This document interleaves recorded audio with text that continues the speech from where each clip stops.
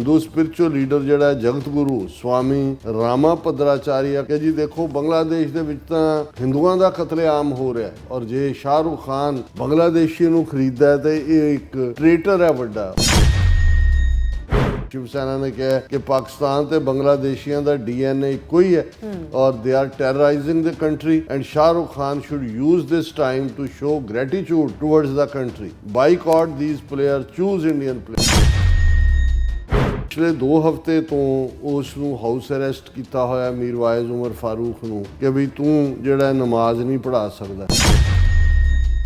मीरवाइज उमर फारूक कोई मिलीटेंसी का हमायती भी नहीं है, लेकिन उन्होंने निगाह दे विच कोई मिलीटेंसी का हमायती है कि नहीं है, मुसलमान है, कश्मीरी कश्मीरी है। जदों तक हिंदुओं के अगे कोई मुकम्मल सरेंडर नहीं करता उन्होंने एक्सैप्टेंस नहीं है।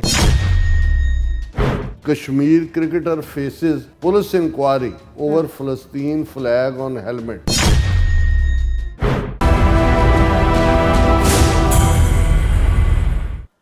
दर्शकों ब्रेक तो बाद तुहाडा सब दा भरपूर स्वागत है। सो व्यूअर्स गलबात करन जा रहे हैं कि इक्को दिन 3 खबरां गर्दिश कर रही हैं जड़ियां ये दस्सण लई काफ़ी हैं कि भारत विच मुसलमानां नाल की हो रहा। प्रसिद्ध एक्टर शाहरुख खान नूं गद्दार दस्सिया जा रहा क्योंकि उसने बांग्लादेश के एक क्रिकेटर नूं अपनी IPL टीम लई साइन किया है और कश्मीर लीडर जिहड़े हैगे ने मीरवाइज खान नूं हाउस अरेस्ट किया होया है। इसलिए ਉਹ ਜਾਮਾ ਮਸਜਿਦ श्रीनगर ਵਿੱਚ ਨਮਾਜ਼ ਵੀ ਨਹੀਂ ਪੜ੍ਹਾ ਸਕਦੇ। ਸੋ ਇਸੇ ਤਰ੍ਹਾਂ ਕਸ਼ਮੀਰ ਦੇ ਇੱਕ ਕ੍ਰਿਕਟ ਖਿਡਾਰੀ ਨੂੰ ਆਪਣੇ ਹੈਡ ਤੇ ਫਲਸਤੀਨ ਦਾ ਲੋਗੋ ਲਾਉਣ ਤੇ ਕਰਕੇ ਉਸ ਨੂੰ ਟੀਮ ਚੋਂ ਬਾਹਰ ਕੱਢ ਦਿੱਤਾ ਗਿਆ ਹੈ। ਸੋ ਇਸ ਬਾਰੇ ਆਪਾਂ ਗੱਲਬਾਤ ਕਰਨ ਜਾ ਰਹੇ ਹਾਂ। ਸੋ ਅਸੀਂ ਚਾਹਾਂਗੇ ਕਿ ਤੁਸੀਂ ਇਸੇ ਤਰ੍ਹਾਂ ਬੜੇ ਰਹਿਣਾ ਦੇਖਣ ਸੁਣਨ ਲਈ ਲਿਖਣ ਲਈ ਤੁਹਾਡਾ ਸਭ ਦਾ ਬਹੁਤ ਧੰਨਵਾਦ। ਜੀ ਰਾਜ ਸਾਹਿਬ ਕੀ ਕਹਿਣਾ ਚਾਹੋਗੇ? देखो हालांकि ਜਿਹੜਾ ਭਾਰਤ ਦੇ ਵਿੱਚ electronic digital print social media है वो मुकम्मल तौर के उत्ते RSS के कंट्रोल च है। थोड़ा बहुत रुझान जिवें अजकल एक उन्हां दा बहुत वोकल जिहड़ा मुसलमानां दे खिलाफ और घट गिणतियां दे खिलाफ नफरत नाल भरिया होया बंदा अर्नाब गोस्वामी अजकल वो क्रिटिकल हो रहा है और इस तो कई बार यह भी हुंदा है भी जिहड़े मौका प्रस्त हुंदे ने उन्हां दे विच एक सेंस हुंदी है स्मैल करन दी कि शायद अर्नाब गोस्वामी जां उहदी नस्ल दे कुछ होर भी होणगे जिन्हां नूं लगदा भी शायद हवावां हुण बदल रही हैं, फिजा बदल रही है, शायद इस रजीम दा जिहड़ा एंड होण जा रहा है ते अपने मुफाद लई भविख दे लई जिहड़ा वो रुख बदलो। लेकिन बाई एंड लार्ज जिहड़ा उन्हां दा फुल कंट्रोल है।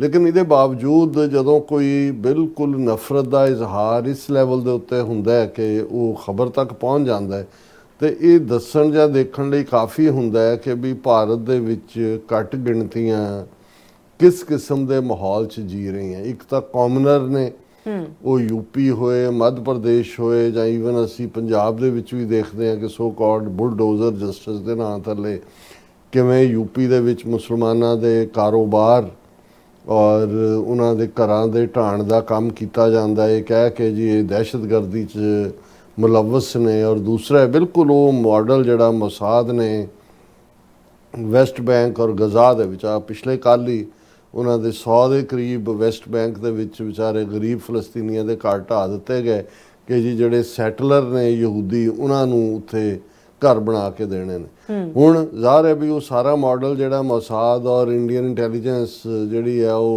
इन काहूट्स ने उसी मॉडल नूं ये फॉलो कर रहे हैं।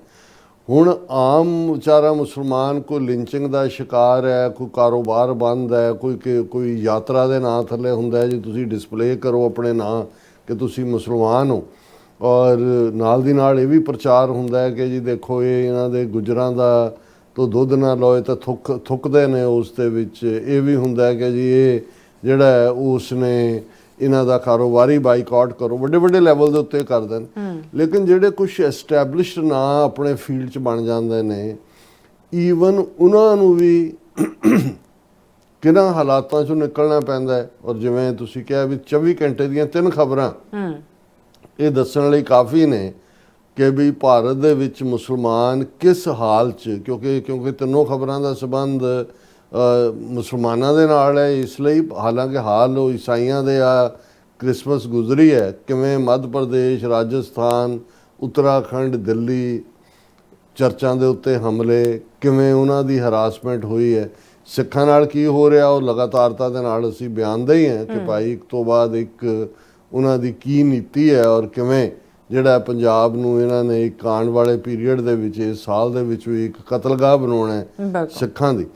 ਹੁਣ ਸ਼ਾਹਰੁਖ ਖਾਨ, ਜਦੋਂ ਇਹ ਜ਼ਿਕਰ ਹੁੰਦਾ ਕਿ ਜੀ ਦੇਖੋ ਉੱਥੇ ਕਿਵੇਂ ਇਹਨਾਂ ਖਾਨ ਜਿਹੜੇ ਨੇ, ਇਹਨਾਂ ਨੇ ਆਮਿਰ ਖਾਨ ਔਰ ਸ਼ਾਹਰੁਖ ਖਾਨ ਔਰ ਪਤਾ ਨਹੀਂ ਹੋਰ ਕਿਹੜਾ ਖਾਨ ਹੈ, ਇਹਨਾਂ ਨੇ ਡੋਮੀਨੇਟ ਕੀਤਾ। ਹਾਲਾਂ ਘਰਾਂ 'ਚ ਇਹਨਾਂ ਦੇ ਹਿੰਦੂ ਤਵੀਆਂ ਦੀ ਪੂਜਾ, ਟਿੱਕੇ ਵੀ ਲਾਏ ਹੁੰਦੇ ਨੇ, ਆਰਤੀਆਂ, ਉਹ ਥਾਲੀ ਵੀ ਘੁਮਾ ਰਹੇ ਹੁੰਦੇ ਨੇ, ਸਾਬਿਤ ਕਰਨ ਦੇ ਲਈ ਵੀ ਅਸੀਂ ਬਹੁਤ ਚੰਗੇ ਹਿੰਦੂ ਤੋਂ ਵੀ ਮੁਸਲਮਾਨ ਹੈ, ਅਸੀਂ ਇੰਡੀਅਨ ਹੈ, ਪਾਕਿਸਤਾਨ ਦੇ ਖਿਲਾਫ ਵੀ ਬਿਆਨਬਾਜ਼ੀਆਂ ਕਰਦੇ ਨੇ ਔਰ ਦੂਸਰੇ। ਲੇਕਿਨ ਉਹਨਾਂ ਦੇ ਲਈ ਜਦੋਂ ਤੱਕ ਨਾਂ ਨਾਲ ਖਾਨ ਲੱਗਾ, ਜਦੋਂ ਤੱਕ ਉਹ ਕੁਮਾਰ ਨਹੀਂ ਬਣ ਜਾਂਦੇ ਅਸਲੀ ਫਾਰਮ ਦੇ ਵਿੱਚ, ਉਹਨਾਂ ਦੀ ਐਕਸੈਪਟੈਂਸ ਨਹੀਂ ਹੈ। ਹੁਣ ਇਹਦੇ 'ਚ ਕੋਈ ਸ਼ੱਕ ਨਹੀਂ ਹੈ ਕਿ ਫਿਲਮੀ ਐਕਟਰ ਜਾਂ ਦੂਜੇ ਤੀਜੇ ਜਿਹੜੇ ਨੇ, ਇਹ ਜਦੋਂ ਹੁਣ ਕ੍ਰਿਕਟ ਜਾਂ ਦੂਜੀ ਗੇਮ ਜਿਹਨੂੰ ਇਹਨਾਂ ਨੇ ਪ੍ਰਮੋਟ ਕੀਤਾ, ਕ੍ਰਿਕਟ ਨੂੰ ਐਟ ਦਾ ਬਾਕੀ ਗੇਮਾਂ ਨੂੰ ਮਾਰਦੇ ਆ, ਜਿਹਦੇ 'ਚ ਖਾਸ ਤੌਰ 'ਤੇ ਹਾਕੀ ਦਾ ਬੇੜਾ ਗਰਕ ਕੀਤਾ ਕਿਉਂਕਿ ਉਹਦੇ 'ਚ ਪੰਜਾਬ ਡੋਮੀਨੇਟ ਕਰਦਾ ਸੀ। ਹੁਣ ਕੀ ਹੁੰਦਾ ਕਿ ਜਿਹੜੇ ਟੈਸਟ ਮੈਚਾਂ ਤੋਂ ਇਲਾਵਾ ਜਿਹੜੀਆਂ ਇਹਨਾਂ ਦੇ IPL ਟੀਮਾਂ ਦੇ ਵਿੱਚ ਮੈਚ ਖਿਡਾਏ ਜਾਂਦੇ ਨੇ ਔਰ ਬੜੇ ਪੋਪੂਲਰ ਨੇ, ਕ੍ਰਿਕਟ ਇੱਕ ਪੋਪੂਲਰ ਸਪੋਰਟ ਹੈ ਇੰਡੀਆ ਪਾਕਿਸਤਾਨ 'ਚ। ਉਹਦੇ 'ਚ ਫਿਰ ਇਹ ਹੁੰਦਾ ਵੀ ਅਕਰੋਸ ਦਾ ਕੰਟਰੀ ਆਪਣੀਆਂ IPL ਟੀਮਸ ਜਿਹੜੀਆਂ ਵੱਡੇ ਵੱਡੇ ਐਕਟਰਾਂ ਨੇ ਜਾਂ ਜਿਹੜੇ ਬਿਜ਼ਨਸਮੈਨ ਨੇ ਉਹਨਾਂ ਨੇ ਬਣਾਈਆਂ ਹੋਈਆਂ ਔਰ ਉਹਦੇ ਲਈ ਉਹ ਬੋਲੀ ਲਾਉਂਦੇ ਨੇ ਕਿ ਵੀ ਜਿਹੜਾ ਕੋਈ ਪ੍ਰੋਮੀਨੈਂਟ ਕਿਸੇ ਮੁਲਕ ਦਾ ਕੋਈ ਬੈਟਸਮੈਨ ਹੈ, ਕੋਈ ਬੋਲਰ ਹੈ, ਕੋਈ ਸਪਿਨਰ ਹੈ, ਕੋਈ ਫੀਲਡਰ ਹੈ।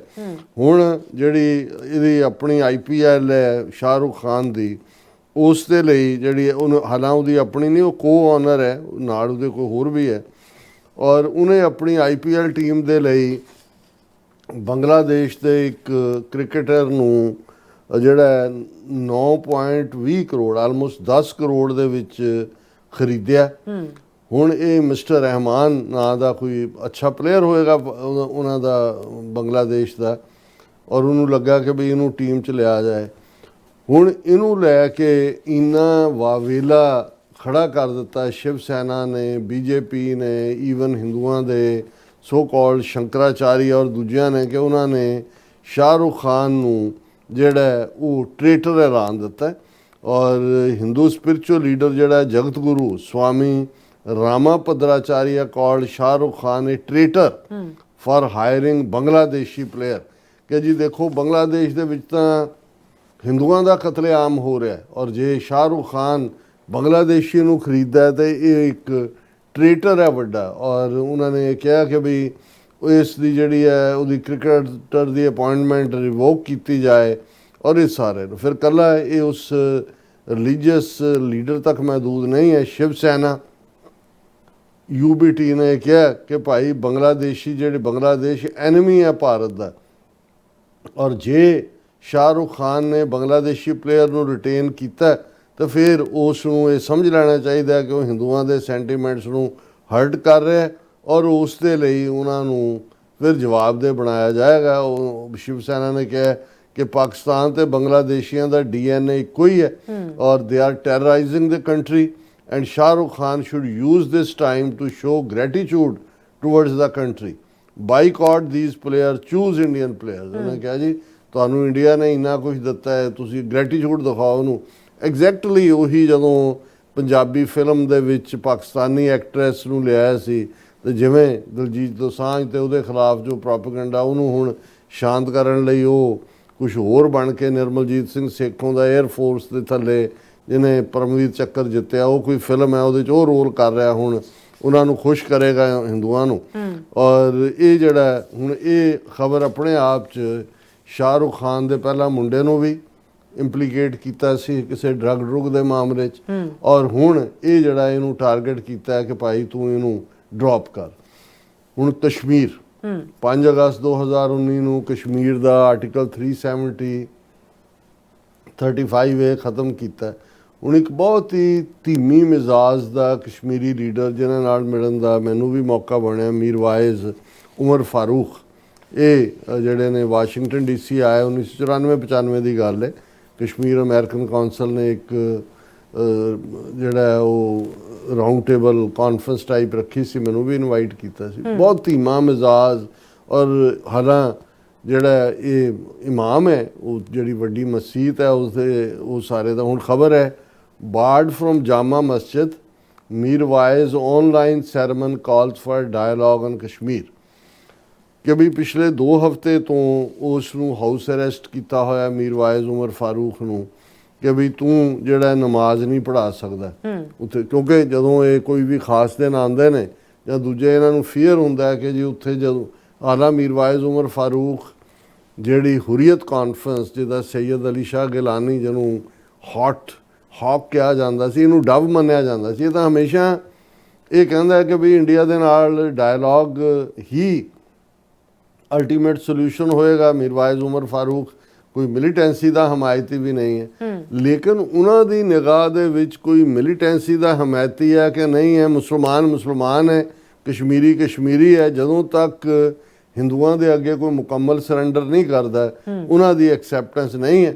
ਔਰ ਉਹਨਾਂ ਨੂੰ ਪਹਿਲਾਂ ਤਾਂ ਉਹਨੇ ਕਿਹਾ ਵੀ ਤੂੰ ਆਪਣਾ ਇਹ ਟਾਈਟਲ ਲਾ ਆਪਣੇ ਨਾਲੋਂ, ਜਿਹੜਾ ਉਹ ਹੁਰੀਅਤ ਚੇਅਰਮੈਨ ਦਾ, ਉਹ ਵੀ ਉਹਨੇ ਲਾਇਆ। ਹੁਣ ਸੋਸ਼ਲ ਮੀਡੀਆ 'ਤੇ ਉਹਨੇ ਕਿਹਾ ਕਿ ਜੀ ਭਾਵੇਂ ਤੁਸੀਂ ਜੋ ਮਰਜ਼ੀ ਕਰ ਲਓ, ਸਾਡੀ ਆਵਾਜ਼ ਦਬਾ ਦਿਓ, ਨਮਾਜ਼ ਵੀ ਨਾ ਸਾਨੂੰ ਪੜ੍ਹਨ ਦਿਓ, ਲੀਡ ਕਰਨ ਦਿਓ, ਲੇਕਿਨ ਅਲਟੀਮੇਟਲੀ 2019 ਤੋਂ ਹੁਣ 6 ਸਾਲ ਹੋ ਗਏ ਨੇ, ਤੁਸੀਂ ਦੇਖ ਲਿਆ ਵੀ ਕਸ਼ਮੀਰ ਦੇ ਵਿੱਚ ਸ਼ਾਂਤੀ ਨਹੀਂ ਹੈ। ਅਲਟੀਮੇਟਲੀ ਤੁਹਾਨੂੰ ਜਿਹੜਾ ਹੈ ਉਹ ਲੋਕਾਂ ਦੇ ਨਾਲ ਗੱਲਬਾਤ ਕਰਨੀ ਪਏਗੀ। ਡਾਇਲੌਗ ਜਿਹੜਾ ਹੈ ਉਹੀ ਜਿਹੜਾ ਅਲਟੀਮੇਟਲੀ ਸੋਲੂਸ਼ਨ ਹੈ। Dialogue on Kashmir, that is the only solution.